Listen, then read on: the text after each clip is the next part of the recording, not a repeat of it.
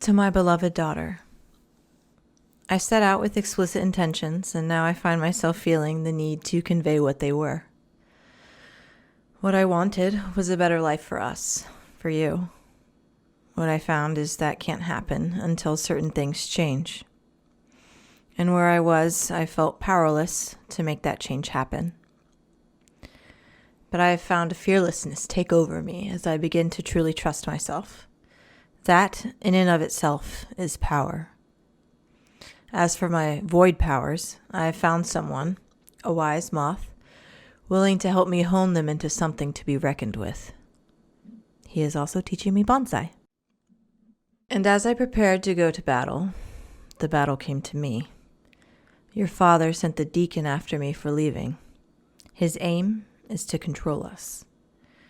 By this point, I hope you understand that not only can you not trust him, but you can't trust anybody who associates with him in any way, either.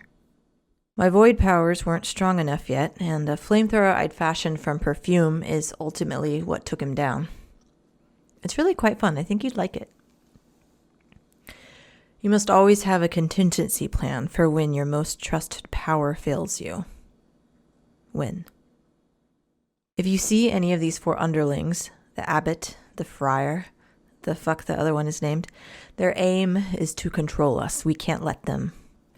People who you have trusted in the past, they may not be safe for you now. Whoever you surround yourself with, do not trust them. Do not trust anybody.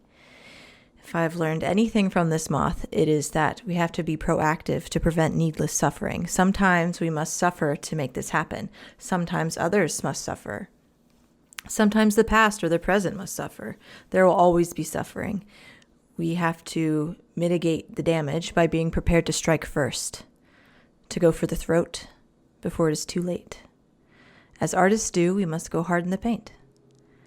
This moth, I don't trust him. He doesn't trust me. He is wise and he is thoughtful, and therefore he is effective.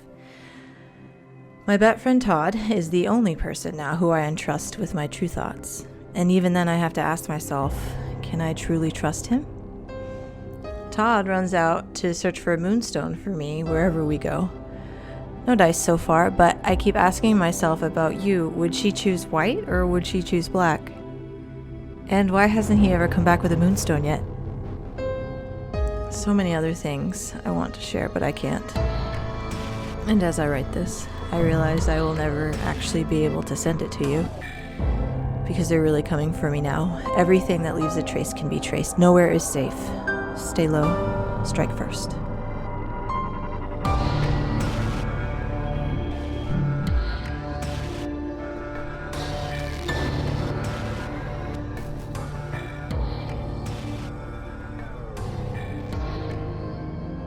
That's where we agree to disagree, Yorski.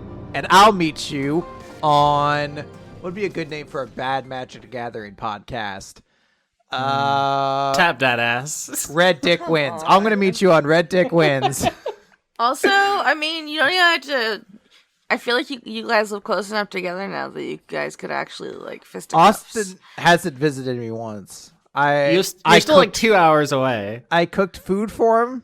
I had it out on the table. And he didn't show? I made croque monsieur for Austin. Wow. And he didn't show up. It was Sounds me about sitting at right. my table. I had a candle. It was half burned out. Eventually, the wick just burned out, and I sat there and cried and ate my croque monsieur. You realize every time you tell a lie about Austin, that challenge rating for that fight you're about to have is just going to go up a little more. Cool. Joke's on him. I'm going to build a new character. Yeah, that's not a threat to I mean, Chris. I think that depends on the lie, doesn't it? Like, I don't know, like Austin is the coolest person I know, for example, might decrease the challenge rating while still technically being a lie. Yeah, the more handsome you tell people I am, the lower her armor class.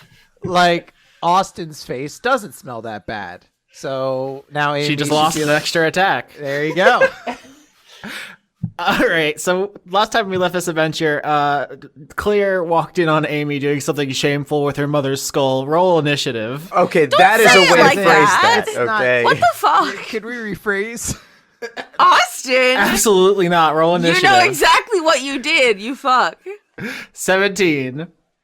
Oh, that's high. 9.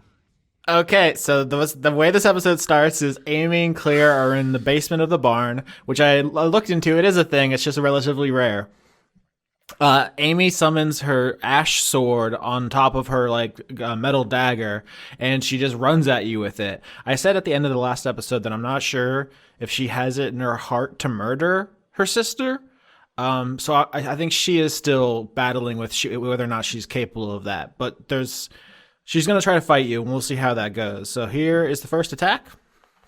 Boop, boop, boop. 21 and 18. Those both hit. Now, question.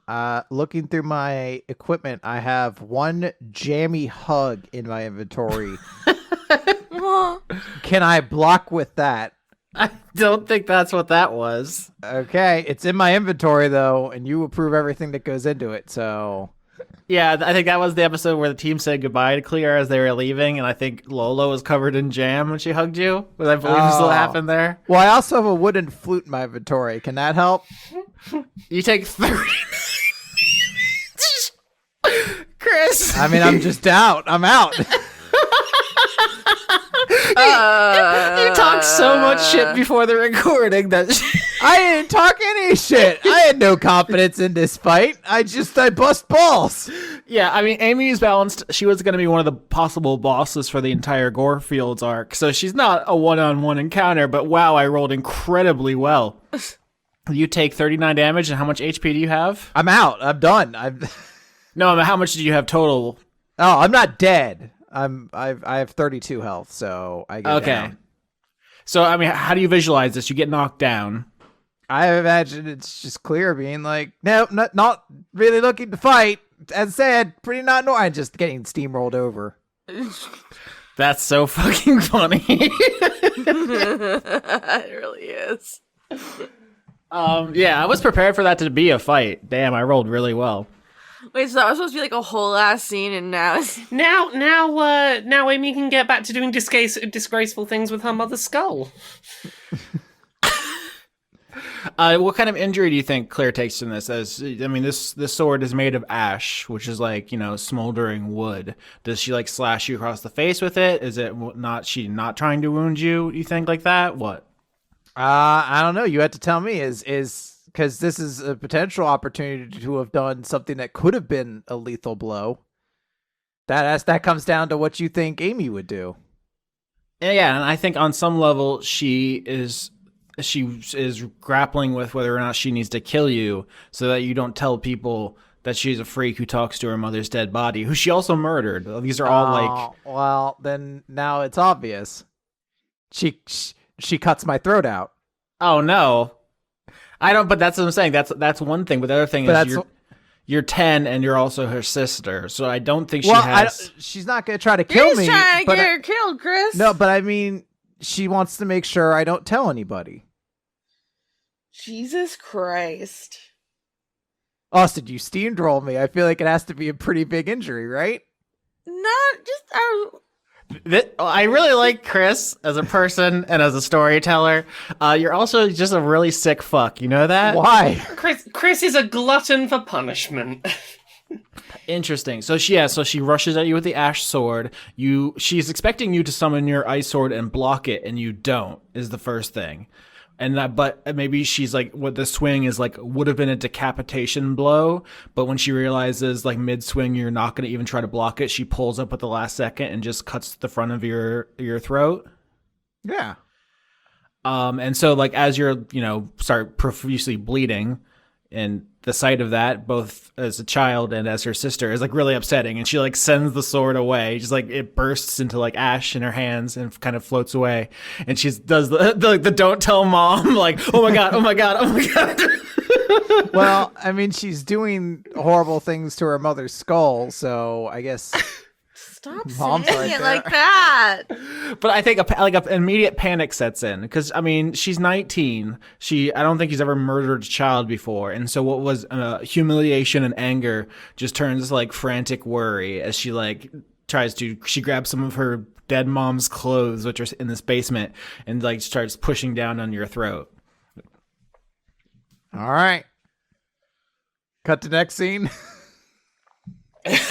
Yeah, I did not know that's how that was gonna happen. So here's a fun thing. Let's talk about something fun. Okay. There's new styles of Uggs, apparently. Lauren. I learned this because when my computer was being fucky, I somehow ended up, while I was waiting for it to restart, on the Full Acro website, and I have seen some things. Mm-hmm. Like what? I know Uggs are shoes. I have no idea where this is going. Okay, you think Ugg and you think of the boots, right? But they have their own slides now, and they're terrible, but I kind of love them. But they're terrible. Hold on. Okay, is Lola Beans wearing them in the scene? Is that what you want to establish? Oh well, now she is. This is her boat footwear. Okay, so the last... You're a monster. So the last time you left the rest of the party, you had just rescued the halfling known as Effort from a diamond storm. And she, as you can see, her knuckles have been recently decrystallified painfully. They're like wrapped in bandages. She's pretty fucked up, but you all came together to save her. And she's recuperating in like the below deck with all of you gathered around. She's in pain, but you all can talk to her right now if you would like. So Yeah, you doing okay? Doing all right? Not really. Yeah, didn't think so. Anything we can do to help? I mean, you already saved me, so as long as you don't throw me off the boat, you've already done everything I could ask for.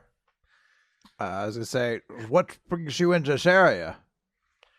I got I guess kicked out of the team. What's the murderous halflings? Why did you get kicked out? The guy in charge, Hope, he's insane.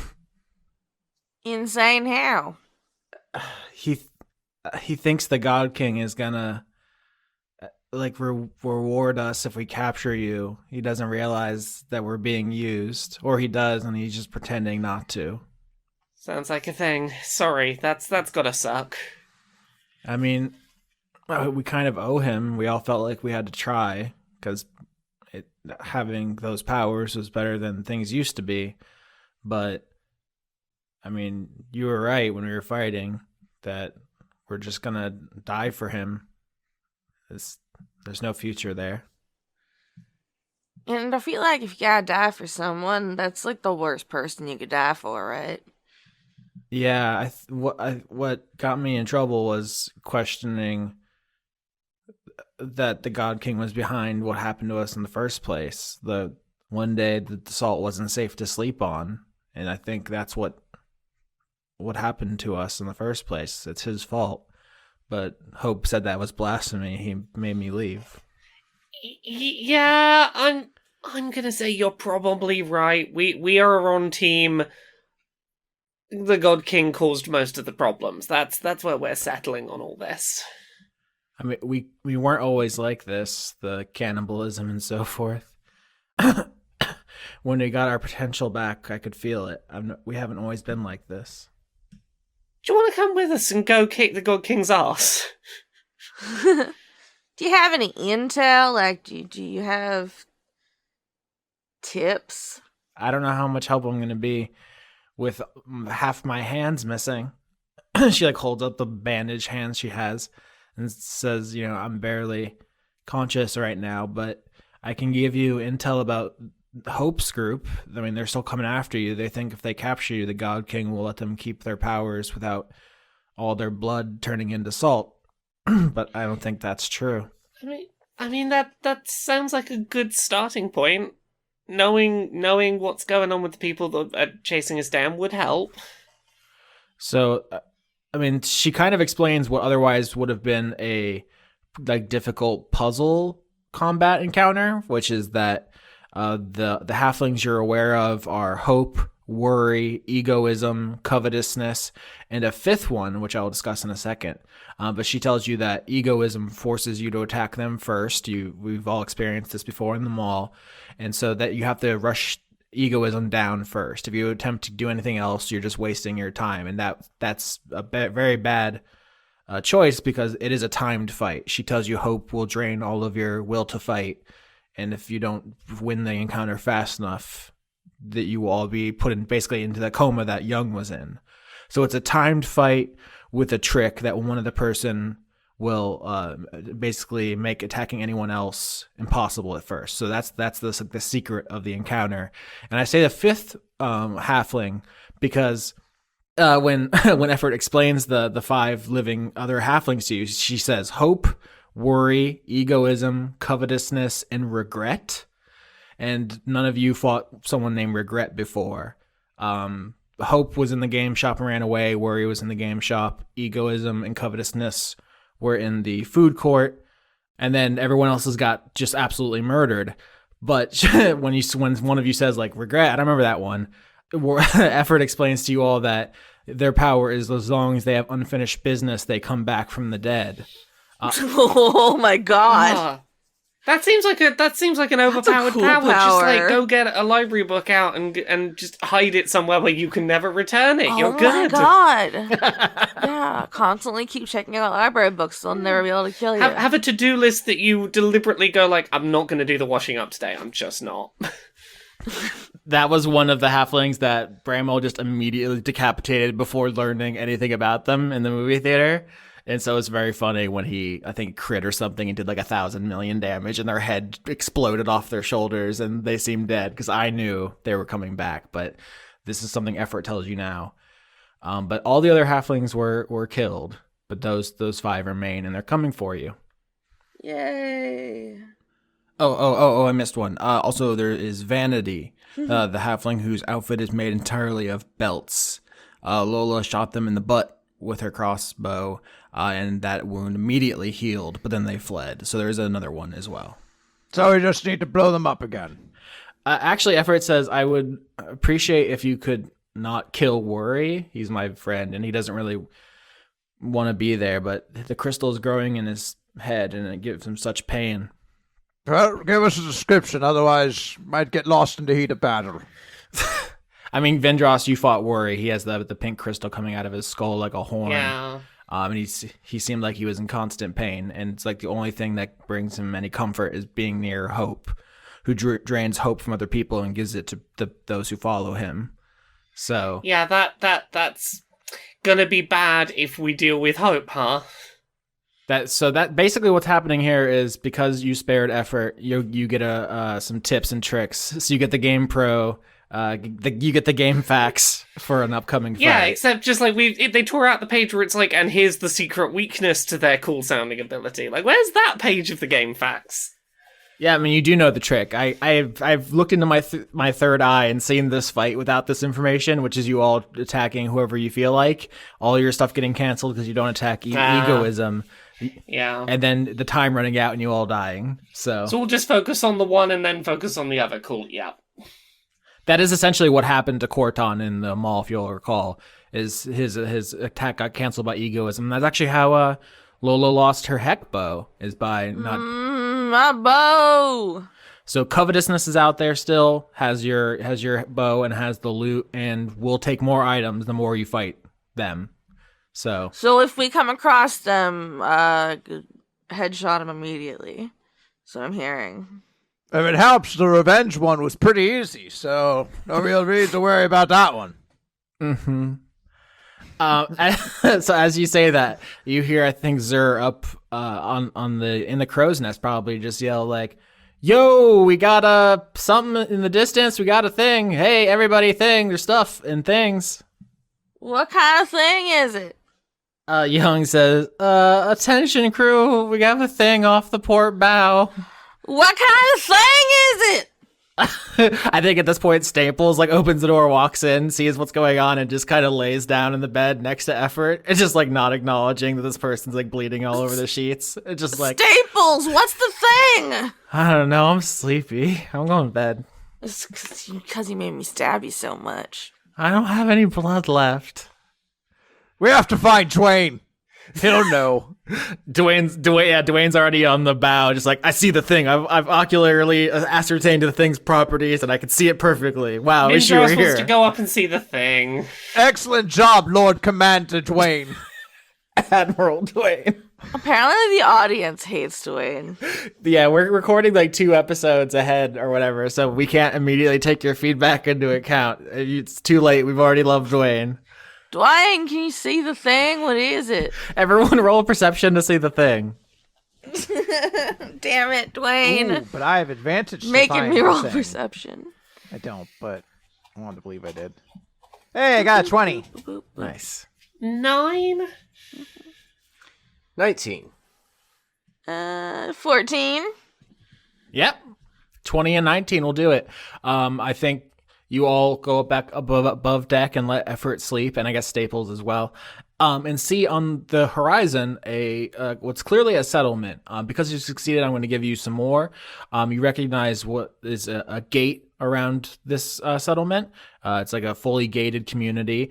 The buildings is what was going to be very confusing if you didn't roll high enough, because they're all very orderly and arranged in a geometric pattern throughout the settlement. Is it a gated community, like a suburb?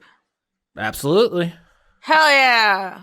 It looks like basically someone took a big knife and cut a suburb out of the ground and then just plopped it in the middle of a salt flat. It's very strange to you all. None of you have ever seen anything quite like this. Edward Scissorhands ass place. I was about to say, you bitch. But yeah, for all of you, you think if you had rolled low, you might think it was like a military encampment or some kind of like bizarre cult compound, which I'm not saying it's not. Yeah, it could still be that. Yeah, but yeah, you're approaching it, and it's a little off-putting. But with those high rolls, you don't see any obvious fortifications or weapons. There's like a couple of guards and like a tower near the gate. Should we? But Should we go through there still, or should we go around it? But well, I guess actually, can I roll a history to know maybe what this thing is? That seems like a good idea. 12. 14. 19. Hell yeah! So Khorton, you absolutely crushed this. We got 17 and 19 on the board. I think you of all people are like, oh, I've heard about this. This is Absynthia. This is where we're going. It's the Tarek settlement. And I've heard that it has like really high standards. I think at some point maybe you were like, maybe I want to fuck a Tarek or something. And you're like, oh, I heard their place is completely surrounded by a fence and they're very choosy about who they let in. It's probably too much heat to go see if you can get laid or whatever. I'm just trying to put myself in Khorton's shoes, how he would think about geopolitics. Well, he sort of figured you have to work up to them. You know, it's not unlike the Christians and Paul inevitably bringing the Romans in line with Christianity and getting them to adopt it and destroy the older pantheons. That's exactly what it's like. Thank you, Conrad. But yeah, with a 19, I would say that you know that this is a settlement that's loyal to the God King, but also that has a reputation as being like non-combative. Like part of the reputation is that like the God King leaves them alone because they're behaved. Mm-hmm. So you think if you can approach safely and discuss rationally your needs with these people, although you probably don't want to immediately say we're the rebellion. You probably need to suss out who's safe to talk about that with, but this is where you need to be. All right, so Khorton says, well, this is the place. Where we need to go in here, I have no idea, but we're certainly in the right spot. And I'm frankly surprised. I expected this to have more security. Yep, I put a Tarek in the roll 20. They are kind of Dark Sun's version of the orc. They're very large, muscular humanoids. I would say they're like a little bit more gorilla than regular orcs, but... Is that his chest hair? Oh, those are like spikes sticking out of his like mail? And there's like little... He does not have chest hair. Like on his tummy. No, I'd say that they are notably bald all over. Okay, I've never seen it. I've looked at every Dark Sun book, and I've never seen a Tarek pube. Is all I'm saying. Why did you have to bring pubes into this? You know why? I really don't. Because Austin is horny all the time. I've never been horny. I was taking a drink when you said that, and I spit on myself a little bit. Nice. I would like to ride preposterous to it. Oh, interesting. Okay, so do you want to leave the skiff like a little bit farther away and go out as like the spokesman? Sure. Either sort of the vanguard, are you? You're also wearing knight's armor, so you're clearly with the God Yep. King. Yeah. Bramwell, go first.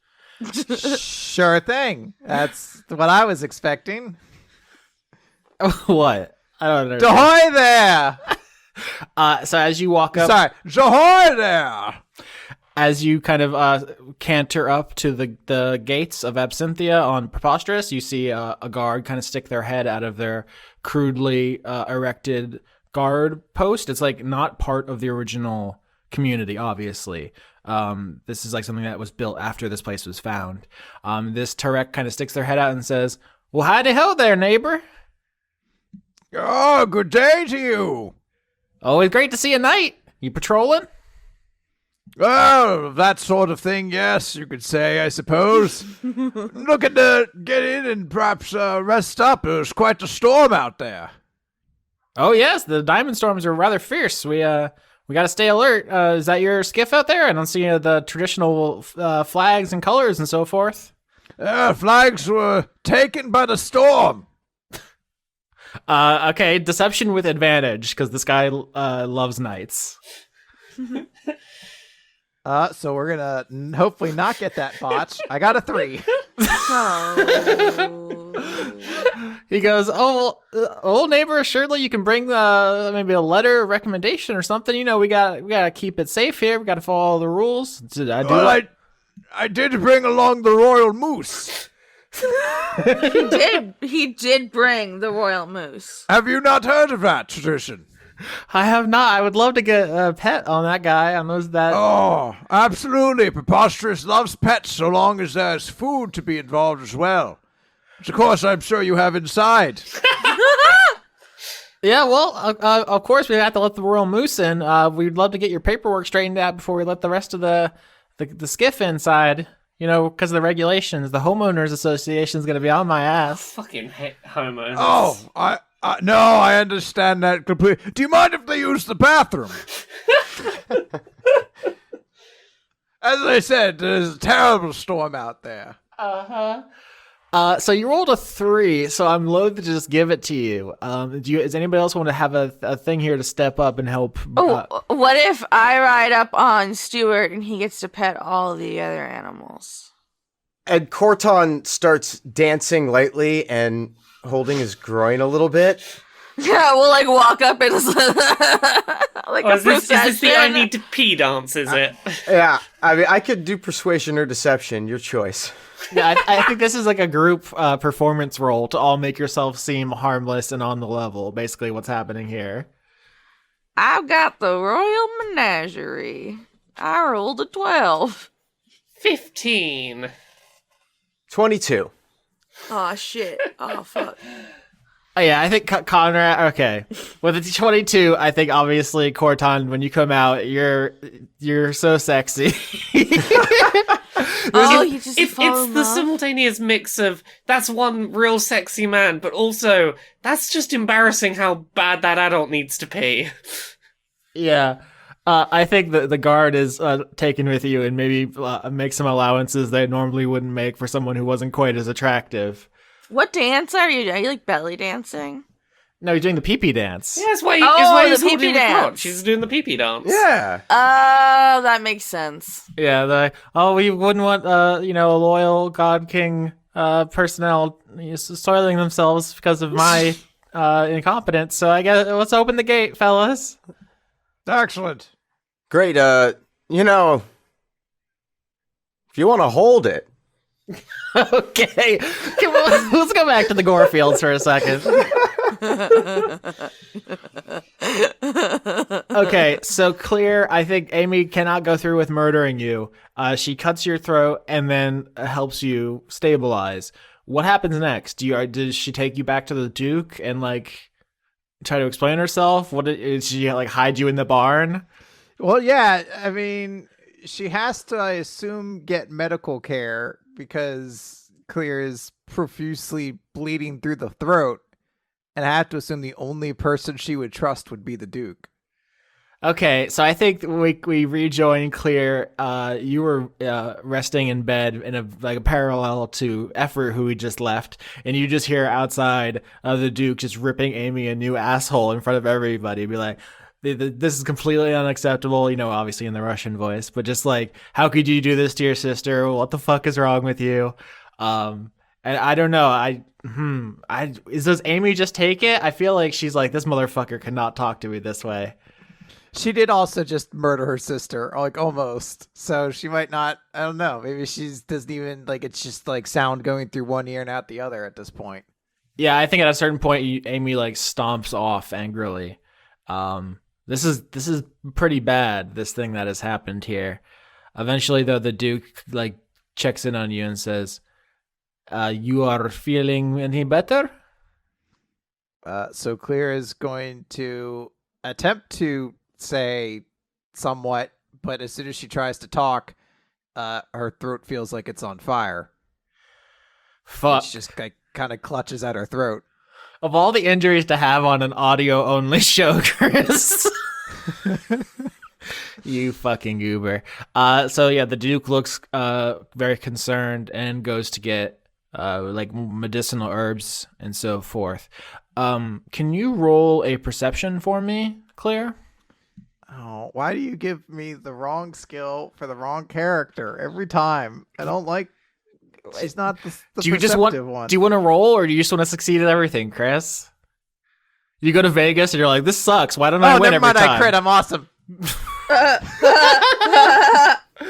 All right. So suck my nuts, Orsky. I'm a superhero now. Okay. Can I have Daredevil like echolocation because I lost one of my senses? For a second, I thought you meant like as a bat does. That Sabrina would just be like, ah! There's so much wrong with this. That's not how that works. I think Daredevil is like grandfathered in, but I think if you try to do Daredevil now, people will be like, this is a really fucked up premise for a character. Oh my god, that's right. It really, yeah. But no, I mean, with a 20, you crit, so I'm going to give you everything here, which is, since you blinked into the grave for the first time, you've begun hearing like whispering. And I think as you're sitting here in the dark, waiting for the Duke to come back with medicine, you begin hearing it again. But now without, is it like the pain that focuses you? I don't know exactly how you want to like think through this. It could be like your sense you lost the ability to talk and now you can hear better, but that doesn't sound right to me necessarily. It might just be like you got so close to death and the gray. It might also be a level that she just put Amy's nonsense behind her. Like that's something that if she weren't attempting to become a conduit of termination, she'd be like, well, I have to go speak with Amy and address this. But she's like, no, I guess nothing crazy is going on in that basement. Now I can focus finally. Almost like, good, that leaky faucet is not leaking anymore. I can finally get some sleep. Oh, interesting. So you consider the issue with Amy put to bed. You're like, oh, she's mentally ill and speaks with her dead mother's skull. That's fine. That's none of my business. Yeah, she's like, oh, okay. I thought it was something crazy. It's just my sister talks to a corpse. Whatever. Okay, fine. I mean, that would have been a much different ending to Psycho if the detectives gathered around and they're like, no, totally normal here. He was having a normal one. Mm-hmm. I was going to say, it's like Jason Voorhees, too. Part 2, specifically, I guess. Spoilers, because she gets for like a decapitated. 60-year-old movie? Yeah. Wow, Chris, you experience time in such an exciting way. Yeah, I know. Like yesterday was I don't even know when. Like if you ask me about presidents, it's a real wide berth between like Nixon and Lincoln. I mean, any president really could have happened in between there. Like if you ask me who was president like in 1908, I'd have been like, Eisenhower? That sounds about right? Oh, lordy. Okay, so you crit like 30 minutes ago. We haven't actually addressed what you hear in bed, Clear, which is this whispering getting clearer and clearer. I didn't mean for that to be a pun. But so now that you've pushed everything else out of your mind, you can finally make out a word, which is Frida. Oh. I'd be very curious about that. That's spicy. And it also, because you crit, I'm going to give you an additional thing, which I wasn't even really prepared for, which is a direction, I think, that you hear that calling from. So the choice kind of here is, do you want to stay and try to block this out and keep training, or do you want to follow these whispers out of the Gore Field? Because your sister goes like stomping off, and I think you can go in another direction and we can just absolutely shatter this entire training thing that we had planned. So, Claire is going to get out of bed, and she's going to walk over to the Duke, who I assume is like getting medicine and things like that. Mm-hmm. And she's just going to like tug, I guess, like on his, I don't know, he's wearing a cape. He's like some kind of weirdo like that. I mean, that's not how I pictured him, but if you want him to have like a medical cape for this situation. Whatever, I don't know, whatever cape he has for this kind of situation. I want to tug on that, and I want to pantomime getting in the training position. I assume like when they meditate, you do like a lotus pose or something like that, or some kind of like way to focus everything. And I think Clear is consciously saying, let's get back to training. Come on. So I think like the Duke like brings some medicine and tries to, give it to you throughout the meditation, but if you just want to go back to the vineyard and reflect instead of leaving. Yeah, it is a conscious choice that Clear is not following after this thing that seems to be indicating some kind of clue about her mother. All right. So last time we meditated, we rolled intelligence. Let's do that again. I love the rule of threes, so I hope we get one more of these. You really do. 17. Yeah, very good. So I think you hear these whispers at the corners of your mind, and you hear one of them clearly now saying Frida, calling to you from the salt flats outside the Gore Fields, and you successfully push it away, and you become a being of pure determination for... It sounds like having sex with Sting. Yeah, tantric meditation. But like this is the first time you've successfully meditated and really put all this stuff together. The hard work you've been doing with Charlie, the basically abuse you've been suffering at Amy's hands, and like you push all the distractions away. And at this point, when you finally achieve this, it's only for a moment because you'll have to keep doing this to do better. I think for a moment you feel a kind of transcendental euphoria that you've never felt and we don't have words for. This is like a thing a lot of religions are about, right? Where something like Buddhists would call it Zen. It's called gnosis. Like transubstantiation. Not the same thing, but fine. No, it's a big word, but I wanted to use it. Thank you, bud. No, you're not eating something that is actually becomes the flesh of Jesus in your mouth, which is going to cut that out. That would seem too mean. But yeah, there's an ineffable kind of feeling that happens to you for the first time. Very nice. And I think we talked before about trying to get kind of keep score of how many levels you're going up and down. And so like summoning your ice sword was +1, getting distracted by the barn was -1, and now this is +1 again. Ooh, okay. So this is working, but the consequence of your action so far is that Amy has left, which is an interesting wrinkle. I think the last thing that happens at the end of this day as you kind of go off to bed is you hear Charlie comes by the place where you sleep, which is with the workers, and says, Hey kid, how's your neck thing? Claire is just gonna kind of like shake her head and point to it. Just give like an X motion with her hands. Can't trust these royals, even their own families, huh? Claire's gonna shrug. I mean, you both are in on Khorton's plan to not let Amy ultimately come out on top. So I think Charlie's like, whatever. She was never the end goal of this anyway. Let her run off in a temper tantrum. I'm gonna try to find like a piece of paper and write on it, "She should be fine?" ? Charlie says, I hope not. It'll save us the trouble of getting rid of her later if she's not, so. Damn. Claire's just gonna write, "Can't worry too much about it now." Yeah. Actually, what Charlie says to that is, yeah, you seem very busy. I didn't know if you wanted to not be bothered by stuff, but I actually came over here because someone's here is looking for your sister. That's a big genie person. Can I do a history check? Sure. 12. 12, yeah, I think you know about the Conclave, which is your father's inner circle. I think you just know that they're genies, but with the 12, like your average knowledge basically stops there. It's like, oh, your dad sent someone. I'll just write where with a big question mark. She says, in Amy's office. I guess they're here to see Amy, but she's not in, so they're sitting, waiting. I guess I'm just going to shrug and be like, oh. Okay, so I've thrown another distraction at you. You're going to ignore the arrival of the Conclave? Yeah, I got to focus on this shit. All right, so that's +2 to your determination. Hot dog. Back to the Thriller Bark. They let you into Absinthia, the gated community suburb, which it's aggressively nice.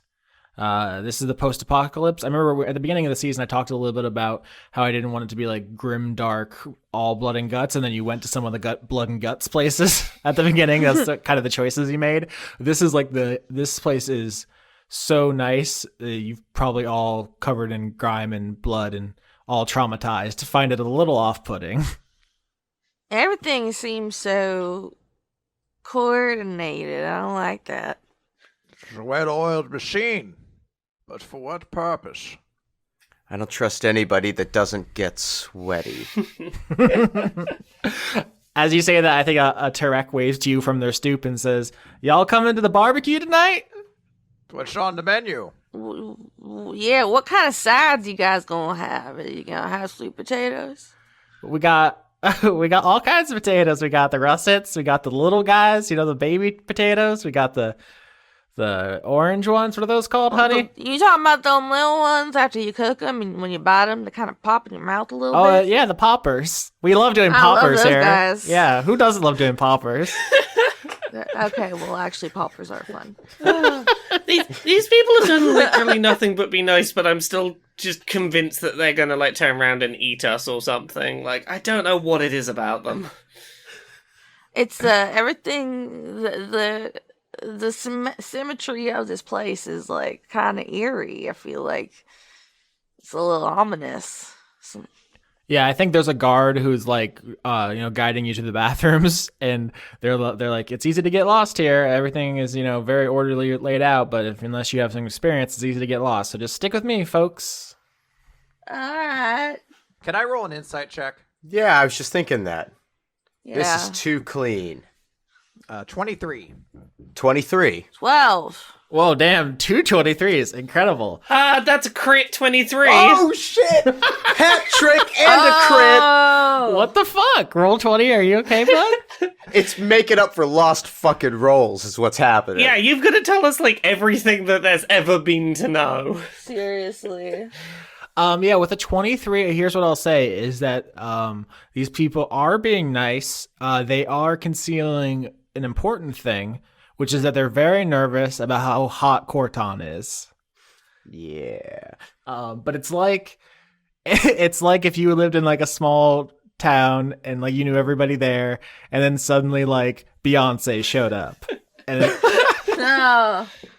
it would be everyone's trying to play it cool. They're not with the 23 at 23, including a crit. I'm telling you, they're not going to eat you. They're not planning to sacrifice you to dark gods. They want you to come over to their barbecue, and they want to look at Khorton with their eyes. Well, I feel like that's a fair trade for some barbecue. With that level of insight, yes, we agree to your barbecue invitation. If we hadn't had the crit, if it had been an unnatural 23, Oh, yeah, I'd have questioned it. no barbecue wouldn't have trusted them. Can some of us not go? Anything you want. I would like to not go because I'm remembering that way back when Sabrina heard from Frida that there was a piece of another world in the spa somewhere. Yeah, so right now you don't know anything. There's no spa here as far as you can tell, but that everything you're saying is accurate, so this seems like there's some investigation and questioning to do. Yeah, I want to try to look into that. I want to bring Drain with me. No, bring me. You can come too. It's where Dwayne's going to be, so. Is it? Yeah, I said I'm going to bring Dwayne with me. I think it's. Are you just wanting to bring Dwayne more because you know the fans hate him? Well, that's where the real party's gonna be. Why do they hate him? I didn't know this was a thing. Why do they hate Dwayne? Although, like that's what I would do. I mean, I can't read thousands of Discord messages to hash out the Dwayne discourse. Here's the You're not a fan. Here's the thing I want to ask. Do you want to go to the barbecue and then slip away to do investigation, or do you just want to tell the Trek, like, not interested, take me to your information? Sneak probably away. probably the former. Yeah. Sneak away. Vindrass will happily stick with Khorton and stick around for team let's be a big sexy distraction. Yep. It's, hey, Khorton's not really clear on the local custom of barbecue, but any large gathering has the potential for an orgy, so... And look, Vindrass is right here to hype you up and to get them all excited about what you've got to offer. It's all going to be great. All right. So after the party goes to the bathroom and you take your skiff inside the gates, and they're basically gonna let you get cleaned up and clothes, and it's a pretty chill time. Obviously, everyone rolls hit dice if they need them, and it's time to go to the barbecue unless anybody has anything they want to do before that. I want to talk to Khorton real quick. Mm-hmm. So I want Bramwell to come up and just say, "So how are you feeling?" I mean, why do you ask? I didn't know if you wanted me to move my hand. Come on.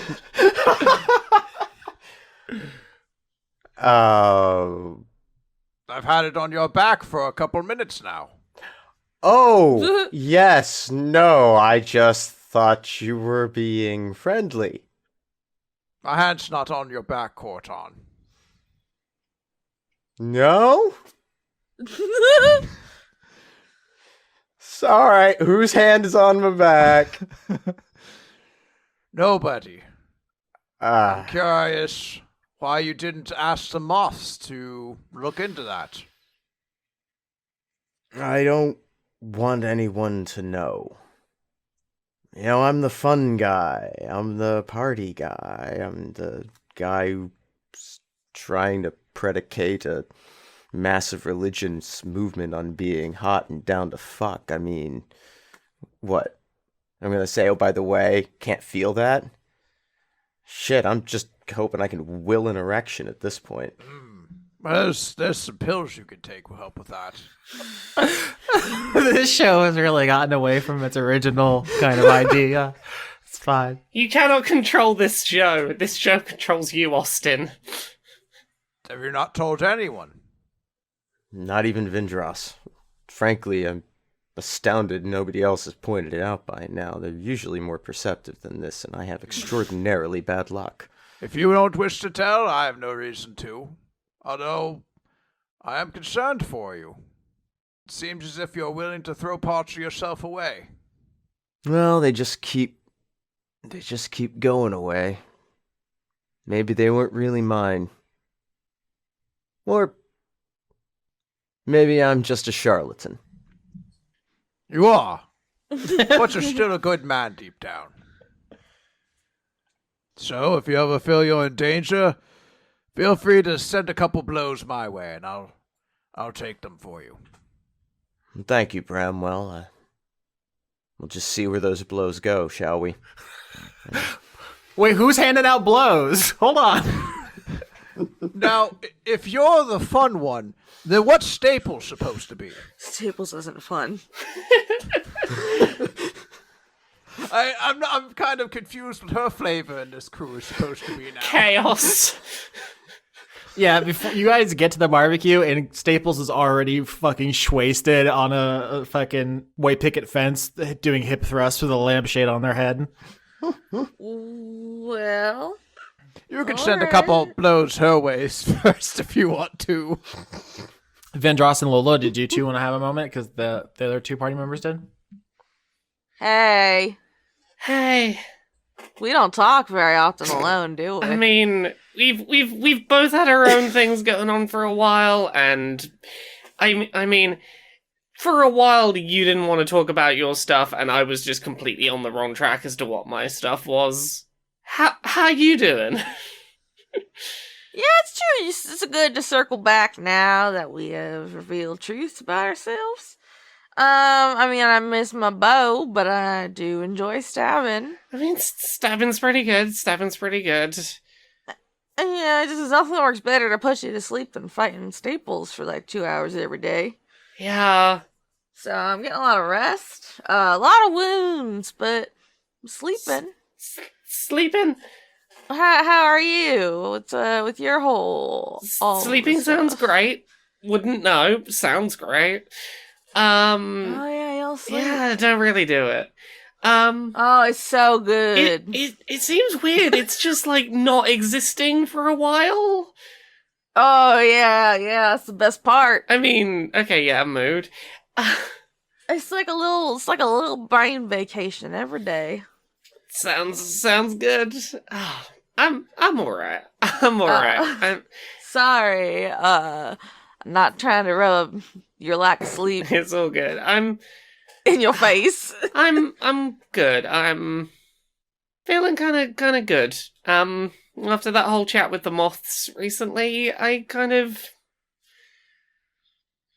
it's nice to know that I tried to help someone and that's what led to me being where I'm at. That it wasn't, I don't owe this to someone. I did something good and something good came back, and that's kind of nice to know. Yeah, I feel like that's very important. I feel, a bit more like the stuff I can do is a bit more my own than I kind of thought it was. Has that affected your relationship with Khorton at all? The way I look at it, I still got those powers because I was trying to help him. I, kind of got them because of him still, but I don't know. I feel like it's changed how I feel about me more than it's changed how I feel about me and him.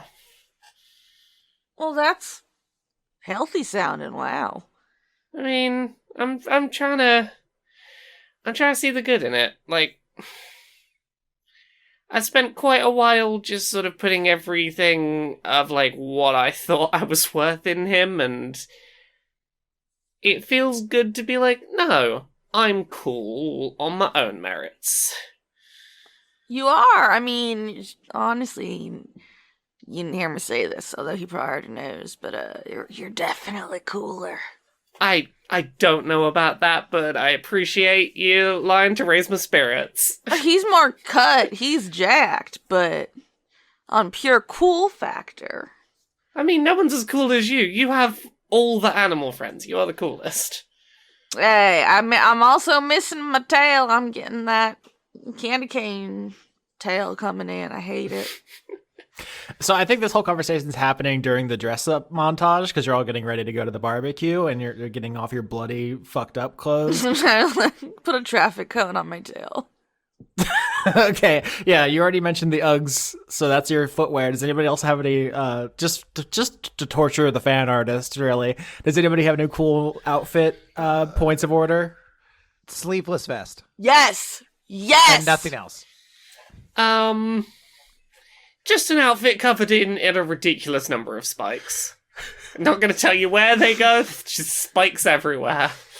But these are dress spikes. These are your Sunday best spikes. Oh, yeah. Yeah, no, these are, like, tasteful spikes. I just think I took one of Sandra's feathers that has, like, fallen off, as it happens with birds, and I put it in my straw hat, and I'm like, yeah, now I'm fancy. Khorton's going to allow them to dress him however they wish. Oh, they're gonna love it. Okay, so we had the workshop of Khorton outfit because I think the Turek who were like, oh, what kind of clothes would you like, sir? And you're like, oh, whatever you have lying around. And then they just take the opportunity to get real raunchy with it. I thought their suggestion would be, oh no, we don't have any clothes left for you. Oh no. What if they come back in with like 2 Band-Aids and a dish towel? They're like, here are your evening attire, good sir. Is it like that fucking, what is that movie with Burt Reynolds? Oh, Zardoz? Yes! Absolutely Zardoz. Are you kidding me? But this is the reverse of Zardoz, because the penis is good and the gun is bad. How is this whole season not been filled with Zardoz references? It's like a post-apocalyptic salt flat, isn't it? It's like a desert at I've least. never seen the entire movie. I feel like the outfit is very... It's wonderful. I'm looking at it now. I've never seen this movie. Oh, not Burt Reynolds, Sean Connery, right? Is it Burt Reynolds? No, it's Sean Connery. Why did I think it was Burt Reynolds? I knew what you were talking about immediately, though. I felt your energy. Isn't there a picture of Burt Reynolds with like a dog? I'm sorry, I can't think of anything else but this. I'm sure there's some out there. Okay, so this is what we're going to. Everyone goes to the barbecue. Gentleman Bramwell's in a sleeveless vest. Lola has a traffic cone on her tail and a feather in her cap. Vindrass has infinite spikes, non-Euclidean amounts of The spikes. spikes on the spikes. Oh, we can just start poking fucking Stewart's quills into your outfit. Yes.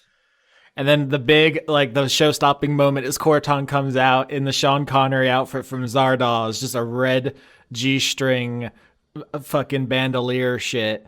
And the crowd absolutely goes wild. Almost, was it a stringini, where it's just the Borat thing? Yeah, it's not quite Borat, but it's not Borat. But it's almost there.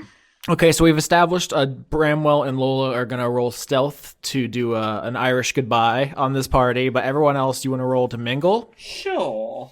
Any performance for that, or... Yeah. Oh, I botched on performance. Performance. Nice. Oh, no. Oh no. You're really bad at small talk. Someone's like, what do you think about that weather? And you vomit in their face, or you bite their hand off or something. I also botched. Can my botch be the distraction that means that Lauren can still get away even with a botch? No, I'm gonna get trapped at this party, aren't I? Wait, I mean, Laura, you do realize you can't use your botch to improve someone else's botch. That's nothing. No. Have you heard the saying? 2 wrongs don't make a right, but 2 botches do make a crit. Yeah, they cancel each other out. It's great. That's in the DMG, Austin. Come on. No, I think there's so much going on here. Okay, so I think the obvious solution to Lola's botch is that you can't find an opportunity to get away from the party. But Vindrass's is trickier. I don't want to put words in your mouth. My intuition, if I was writing this novel, I would say Vindrass lets something slip she shouldn't know that makes them mad. Something about I was just talking to the rebellion leaders or something.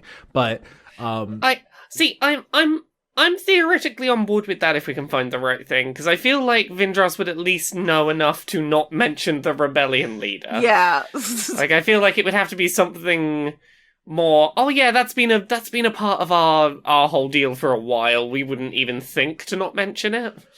I think maybe it's something, it's more something you don't say. It's they're mentioned, they're like, oh, yeah, we actually just had a visit from the abbot. He came, on the God King's orders because this dastardly rebellion is springing up, and obviously we don't have any of that here, so we sent him on his way. And you maybe don't show proper appreciation of that, or maybe they just say oh, the abbot was here, and you say who, and they're like, wait, we thought you were with the God King. Yeah. Sorry, I'm a little slow on terms. I do what I'm told, rather. I'm not super good on the knowing things.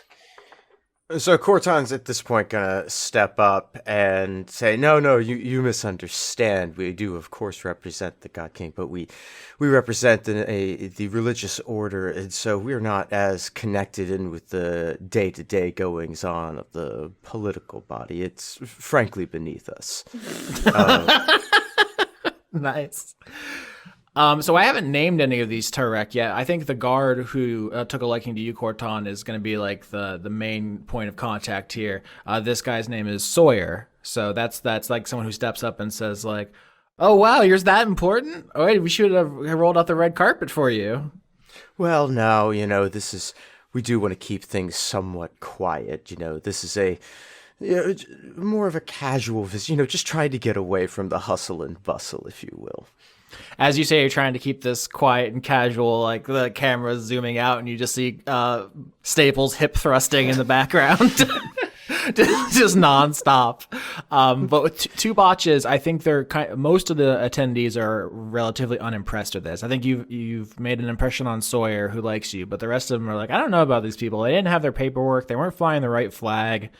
Lola, you try to find an exit, and there's just like people everywhere on this party. There's no place to break sight lines. Like if you were in a Hitman game, everywhere is the cones that the guards have. All right, well, can I at least get some fruit punch or some shit, man? Like, Of course, yeah. You don't have to roll for fruit punch. like just angry, don't talk to me. Sipping my fruit punch.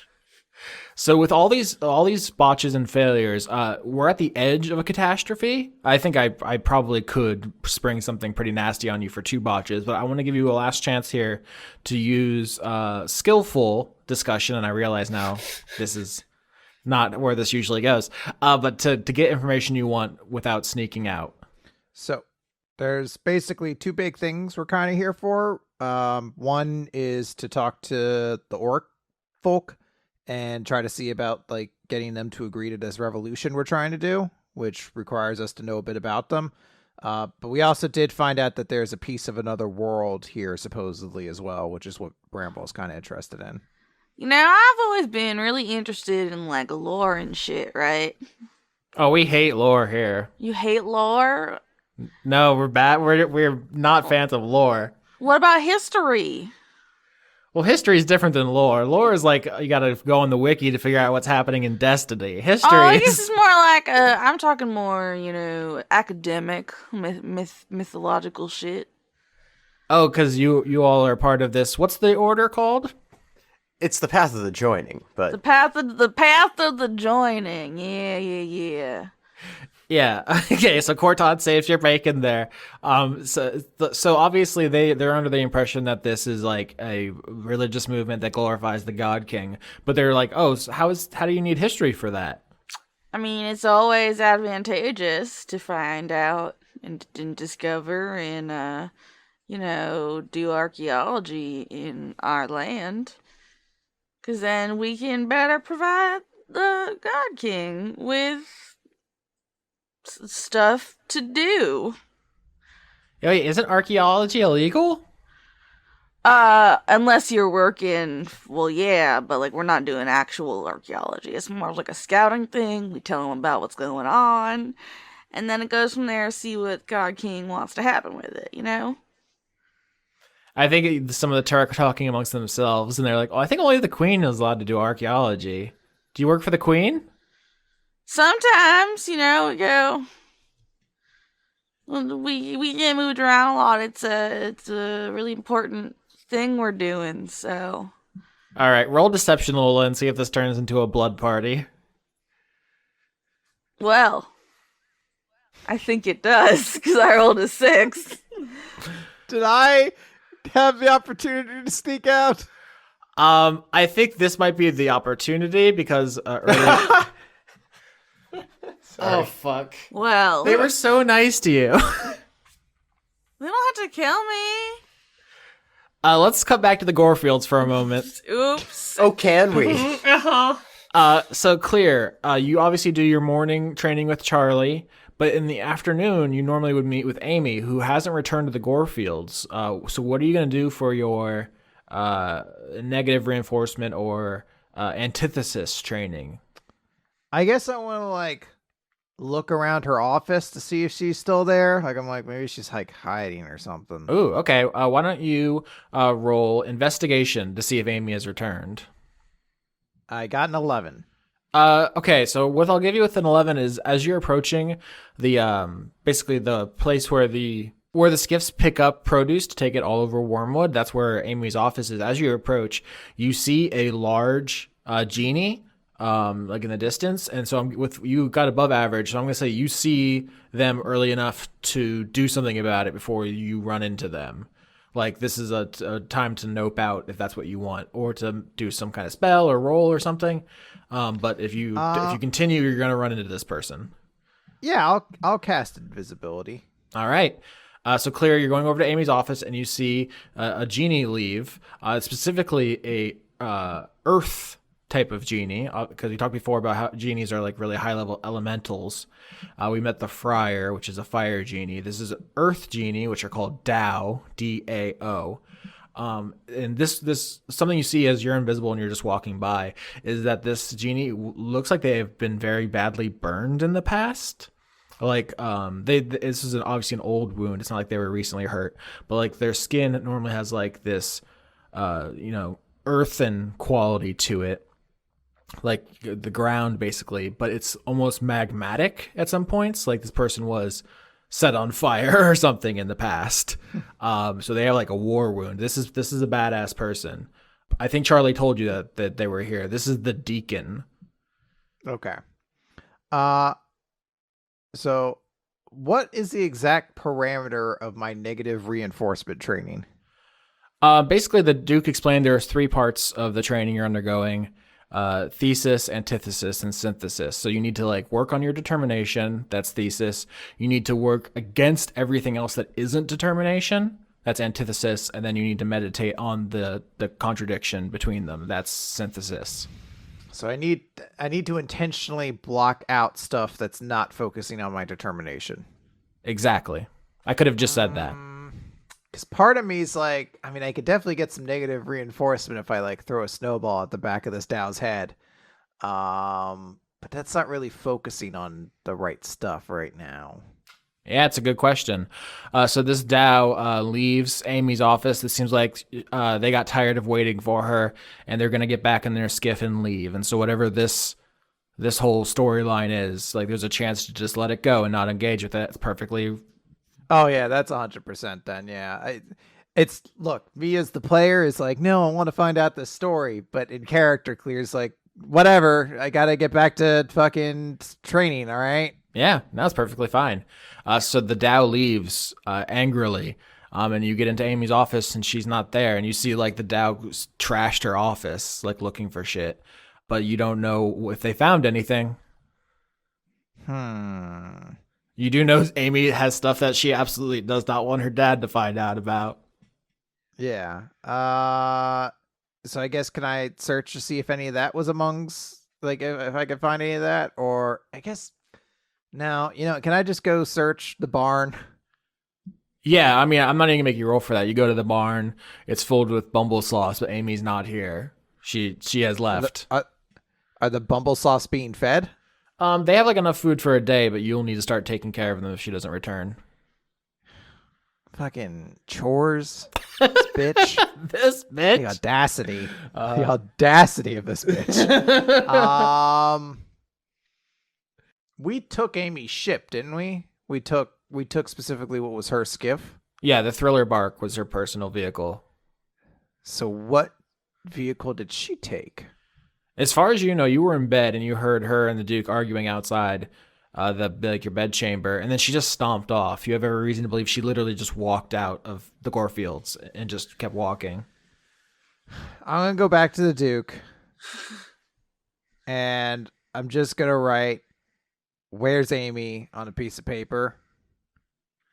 Yeah, he says, I do not know. She left yesterday after your training session went bad, and she has not returned. I'm going to pantomime sign and just write on a piece of paper, well, I need her to do her half of the training, so ... Well, perhaps I could step in and take up that role. I was hesitant before because it can be very unpleasant, and I thought it would be more appropriate for a family member than myself. But if that is acceptable to you, I can do this part of training as well. She'll write, I guess it's okay. I kind of already hate you. Ah! Oh my god! He's like, ha ha ha! What a funny joke, Claire. Thank you that you're making me smile. Just like this was as dead faced as she could be. Yeah, no, he is such a fucking goober. It just does not enter his brain that you could genuinely hate him when all he's done is try to help. From his perspective, he's done nothing wrong. Yeah, so I think if you want to do antithesis training with the Duke, here's what I'm going to say is Constitution saving throw before I describe how this goes. 7. So that's not good.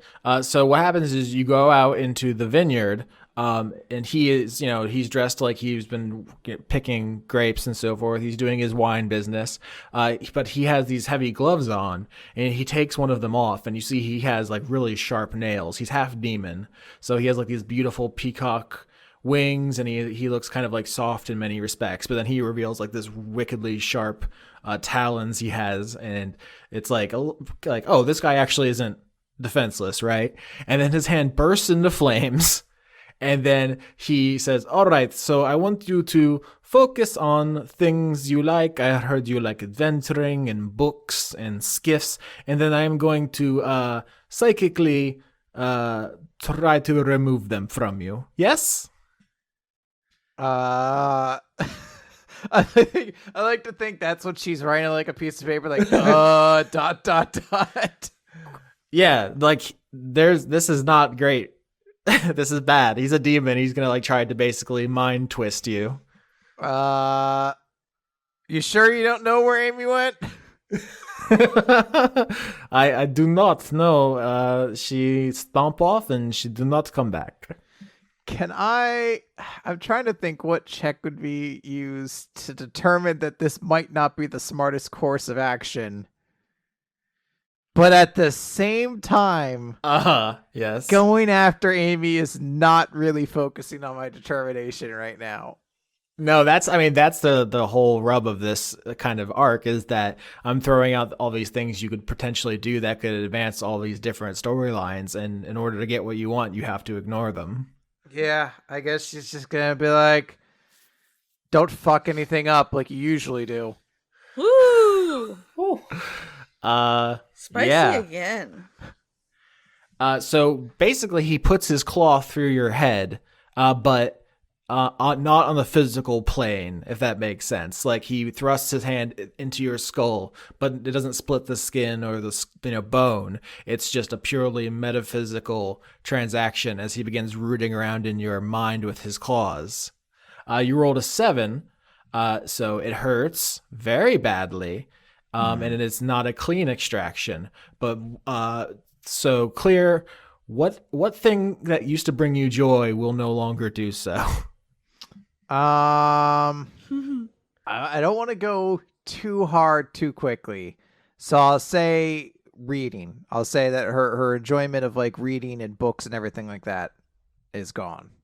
All right, yeah. I mean, that makes you like the majority of people I've met in my life, so it's not that huge. Oh yeah, I lose my joy of scrolls. Yeah, to me, this is the most tragic fate that could befall a character, but that's something I realize most people do not share. But yeah, so he like tears the love of reading out of your mind with the demonic claw without spilling a drop of blood, and it hurts like hell, but it is successful. And so like to stabilize as best I can by like summoning my ice sword and like using it to kind of brace myself. Oh yeah, definitely, and that brings you up to +3. Times that you have not been distracted. Hot dog. Which I love. Yeah. Like the count, bitch.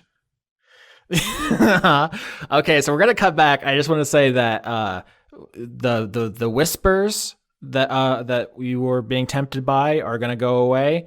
Amy is gonna go on her own journey, unconnected to you, and whatever the Tao, whatever the deacon found in Amy's office is going on its way back to the God King. So you're okay with all 3 of those consequences? Oh boy. I gotta be. All right. Okay. Listen, I've come up with more lies to cover up my lie if I can lie more. Tell me, trust me. I feel good this time. Lola Beans. I slept through training.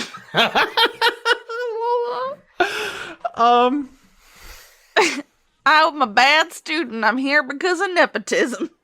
I think instead of basically them all immediately attacking you, I think the thing that happens here is that one of the Terek goes Karen mode.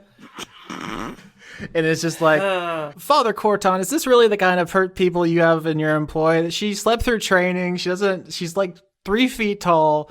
I mean, she has the muscle mass of a fucking kindergartner. Sorry, a gosh darn kindergartner. Hey. This is not up to the God King standards. Look at that tail. Or rather, that lack of tail. What makes you think that the other thing isn't missing a lot more? Oh, you doubt the God King's decision-making skills? Oh, no. Hell yeah. Do you want to roll intimidation to assert your authority on this situation? I love Khorton. 25 crit, bitch! Hell yes. Oh, lovely, beautiful. The dice have been lying in wait this entire season, and now they're ready to fuck. So I think maybe somebody owes me an apology. Immediately, the Karen Turek starts trying to apologize. I didn't mean to. No, I would never. Listen, I mean, everyone knows me. I would never. And they're like, "Would you? Would you, Karen?"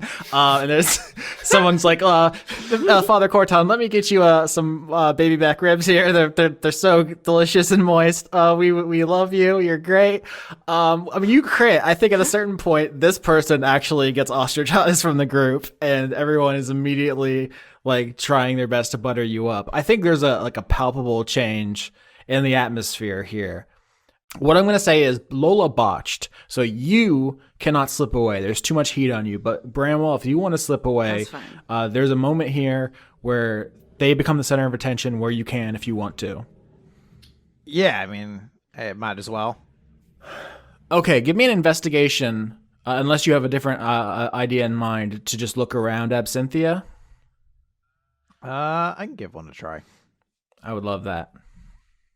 19. Oh yeah. I think probably you see that because Sawyer's at the party, his guard station's empty, and you just pop in to look through his stuff. He has like some paperwork noting that you're here, like the intake time, and there's an outtake time he'll write when you leave. Do you want to do anything with that to erase? Yeah, I wanna like I guess I'm gonna like snatch it up, destroy it, and eat it. Okay, yeah. So there's no record of you being here. That's cool. With a 19, the important thing I think I want to give you here is that there's a map, a more local map. You found a map in the library in like episode 2, which was very general. It was just like the hot spots. Here you find a more local map of like the layout of the city, or the layout of Absynthia particularly, and the surrounding area. And you see to the north of this gated community, there is another area of interest marked spa. So it's not within this community. Okay, I want to take the map. Perfect. So there is somewhere else to go. With the 19, I'm trying to think if there's anything else. I think on the sheet where you found the intake information for the Thriller Bark, you also see that a member of the Conclave was here, specifically the Abbot. So the Friar is dead. Don't have to think about him anymore. If you listen to the intros, the Vicar is still in the castle. So there's only 2 in play. There's the Deacon, who just left the Gore Fields, and the Abbot, who apparently just left Absinthia. Okay. So they're signed out. Yeah, they showed up a little bit, like they showed up like yesterday and left right before you got here. You don't know what direction they went in. Okay. Is there anything else that's like marked on the general map that like would be of note besides the spa? Oh, that's a good question. Like a little dot that says like secret evil base here. Send the Abbot or whatever.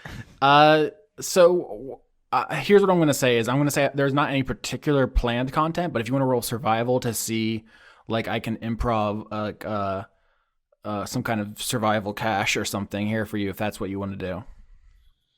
I botched, so no. Whoa. You God eat the damn it, map. Chris. There's got to be something on here somewhere. Maybe it's on the inside of the map. I'm going to rip it apart. It's saliva activated. You just gotta really, really get it in there. Okay, so Bramwell, I think you get half the information you want, which is that you know where the spa is. This is a very interesting location you've heard about. You basically, as far as in character, you heard Claire talk about her mother. Claire learned about it through like the stuff in Marcel's room. Yeah, but she would have told everybody else about it. exactly. That's what I'm saying. And so, like, at some point, you know, the character we now call Claire said to Bramwell, like, yeah, my mom had to choose between two locations. She went to the Duke, and then they broke up, and then apparently she went to Absynthia because there's a fragment of another world there, and she thought maybe she could escape. So that's all very interesting to you.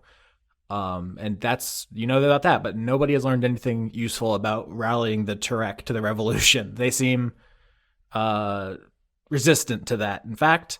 But Yeah. But Khorton, you crit, and so the party is getting extremely rowdy as we cut back there. Lola, you can't escape, but I'm not sure if you want to because it's getting really exciting. Like, they're all over you, Khorton.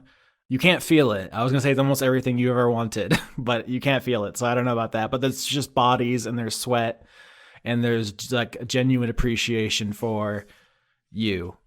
Oh, Vindrass is making art of this. This is very much your Dionysus, your moment of being the sort of party leader. I'm sipping on some more fruit punch. And I'm sneaking hors d'oeuvres and shit to all my animals. Nice.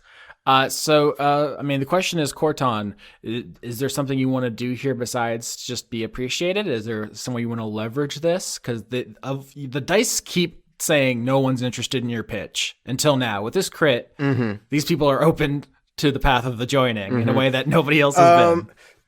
So yeah, I'm gonna try and ride this wave even further by pulling out the old loot because the good loot's gone, and just doing a little performance on it, and see if we can't get a few of them to be obsessive to the point of really spreading the word through the town.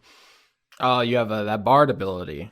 I do have that bard ability. Enthralling performance is the bard ability. So let me see here. Okay, so 4 creatures need a wisdom saving throw. And they'll sing my praises if they fail. And nothing happens if they succeed. And they're drunk, so they're going to get disadvantage. Sexy. Hell yeah. Wait. 4. Okay. Good stuff. So, cool. In that case, yeah, this is a recruiting session for Khorton. If anything, he wants to try and find a way to edge in on the love for the God King. If for no, but then he can start tossing in, little subtle statements about how, there is more than the God King out there. Hey, you know how you love the God King? Well, have you tried loving not the God King? The idea being to eventually try and feel out who's responsive to that here, because there has to be somebody questioning this. Yeah. We know that. We know there's somebody here. Yeah. Everyone you've met so far has been open to the God King being overthrown because he's a dick to them. But these people you needed to kind of think outside the box. And I think a religious approach is actually really clever. Historically, one of the things that is most effective in mobilizing revolutionaries is religion. The other being, I guess, money. And drugs, if you think about it. If you think about if you think about heroin in Afghanistan or cocaine in Colombia. That was my fallback. Yeah. I mean, you do. I did give you drugs earlier because that's like the other main. Like, it's not an exaggeration to say like a lot of the wars of the last century have been mostly funded by drugs. Shout out to the CIA. Yeah, if the enthralling performance hadn't been a success, I was gonna go get the sack from the ship and start, saying, "Hey, the real party favors are here." Oh, you need more? But yeah, with this approach, I think there's a real shot. I mean, you crit, so there's no ambiguity. There's a you can absolutely like start basically become the cult leader you've wanted to for 22 episodes, and then get some of these people on your side. Probably not all of them, but Probably not. enough. Yeah, this isn't like suddenly everyone here is licking your feet, but there's enough people for it to be meaningful. And I think at some point a Tarek comes over. This person's dressed like a 50s housewife, like very that part in Fallout where you go into the virtual world and it's like really painfully exaggerated 50s style. Or that happens in Saints Row as well, doesn't it? That's a really popular video game thing coming to my mind. But this Tarek is she says like, "Hello there, my name's Cindy, and I love your pitch. Can you maybe tell me more? Oh, this party's so loud. Do you want to tell me more over here?" Uh-oh. Oh, Cindy, you have the look of a person who's not satisfied. Please, let's go this way. Yeah, she has like a polka dot dress and like a big bow on her head, but of course she's an ape orc. I don't think she has hair. Maybe does she have a wig? I don't even know. I'm trying to. Yes, Okay. we have wig. Like a curly blonde wig on her big orc head. Or are her rollers still in? Is that appropriate for a barbecue? Well, maybe if it's at her house. No, I think that's even worse. Well, I mean, if it were me. Well, yeah, but it's a look that you would rock. That's the difference. That's fair. Yeah. I've wrapped my head in a saran wrap and gone to the store, so it's cool. But Cindy says, it's so interesting. Most of the people here, they're so boring. You know, it's just like, there's this, what's the word? Emptiness in this community sometimes, you know? It's, you brought so much excitement. You need something to sort of fill you up and make you feel whole. Exactly. You took the words out of my mouth. And actually, I think I know some other people who might be interested as well. Oh my god, it is an orgy. Well. Please, I'd love to be introduced. I think Cindy takes you to one of the identical houses in this neighborhood when she can get you away from the party and leads you down into a basement where there's some other Tarek in here who are like maybe reading some slightly subversive literature. They're not even going so far as to say overthrow the God King. They're just like, what if he's not the best? You know, what if he's second best? That's like as far as they've gotten. But so you walk in, you're wearing the Zardoz thong. I think things are getting, there's a palpable excitement in the air as this sexy man comes into this meeting of basically desperate housewives. That's what's going on here. And I mean, what do you say? Is there a speech? Oh no, there's no speech. Oh no. Do you want to roll for something that we don't have? I'd like to roll performance though. Yeah, that's what I'm thinking. I'm sorry, audience. I'm sorry. No, you're not. But unfortunately, Khorton can't seem to get it up and rolled an 11. I mean, that's average. You've never had an average night? We've learned something about Austin today. Nobody's ever had an average night with me, Austin, and you take that back. Okay, well, damn. Hey, Austin, 11 is above average. Get it right. It is a little bit. That above makes all the difference. Yeah, I think you do a slightly above, but also these are people who are like desperate for anything in their lives, so they probably overrate the experience somewhat. Works for me. I'll take it. Yeah.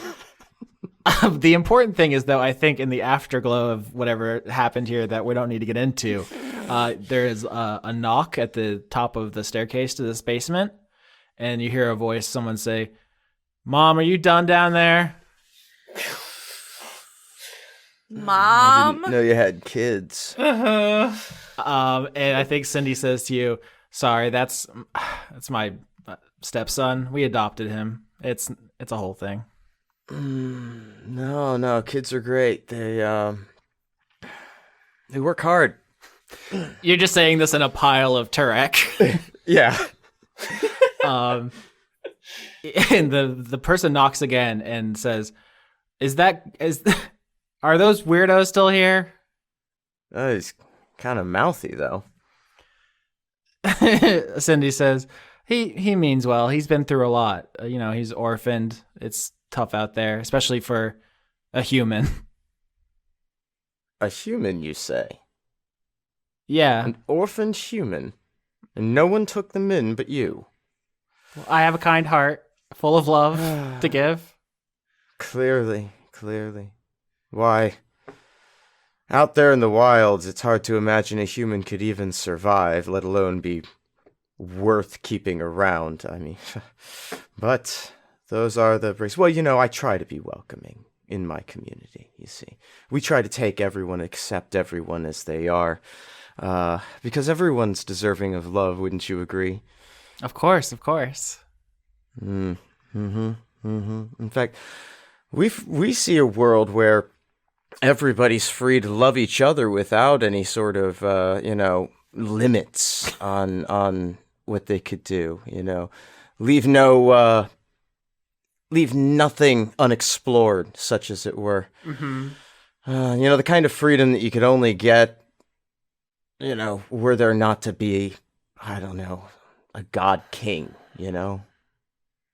Roll persuasion with advantage. 25. Yeah, I think everyone this is like the morning after everyone's getting dressed and they're all very excited about your speech about limitless love and about freedom and not being stuck in this fucking cul-de-sac forever. And I think they make enough noise that the adopted son thinks it's okay to come down to get a fucking Capri Sun from the the fridge down here. The door opens and this human boy comes down the stairs 2 at a time, very annoyed by his mom's friends. And when he sees you and you see him, the room gets very quiet. And he says, "Dad?" What? Dun, dun, dun.